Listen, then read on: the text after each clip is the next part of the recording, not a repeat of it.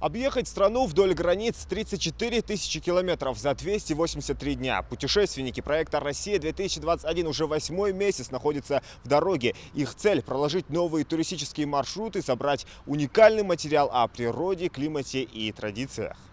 Пешком, на велосипедах и катамаранах, а часть маршрута и вовсе на ледоколе. В составе экспедиции 9 человек. Ее возглавляет ингушский путешественник Константин Миржоев. Еще в марте они стартовали из Сочи. Кубань, Крым, потом до Мурманска, затем по Северному морскому пути, от Владивостока до Бурятии. Через 50 регионов страны они покоряют Россию. И вот до конца путешествия 80 дней. Силы на исходе. Им пришлось преодолевать болота, озера, ручьи в республике Тыва. Безусловно, красивые места, которые покорить по зубам не каждому.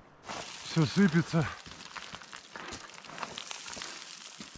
Но мы продолжаем путь. Каждый день тоска по родным и близким. В каждом перевале все жду, что хоп, палочка МТСа, звонок любимой, звонок матери там. Вот это все. Друзьям фотку послать, чтобы не расслаблялись. Путешественники сейчас в Алтайском крае. Пешеходная часть маршрута, пожалуй, была одной из самых сложных для участников экспедиции. Всего была это полная автономия в горах, в тайге и в болотах 54 дня. Это было в районе Бурятии и Республики Тыва. Сейчас, когда мы вышли сюда, уже пересели на велосипеды, стало полегче, потому что мы встречаем хотя бы людей и можно хоть где-то подкупить еду.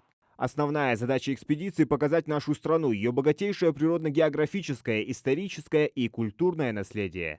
Везде встречают по-разному, конечно, и это вот на самом деле интересно, потому что интересно посмотреть, как люди здесь живут, какие у них песни, какие у них костюмы. То есть мы это, конечно же, все фиксируем, фотографируем, записываем. Фотографии, сделанные за время путешествия и демонстрирующие многообразие и красоту природы, войдут в книгу «Живописная Россия». Также по итогам экспедиции планируется выпустить документальный фильм. Идея такого путешествия у Константина Миржоева возникла еще в 2019 году. В 2020 планировали начать подготовку, но вмешалась пандемия и пришлось все перенести. Реализовать замысел получилось, когда проект выиграл на конкурсе грантов президента России.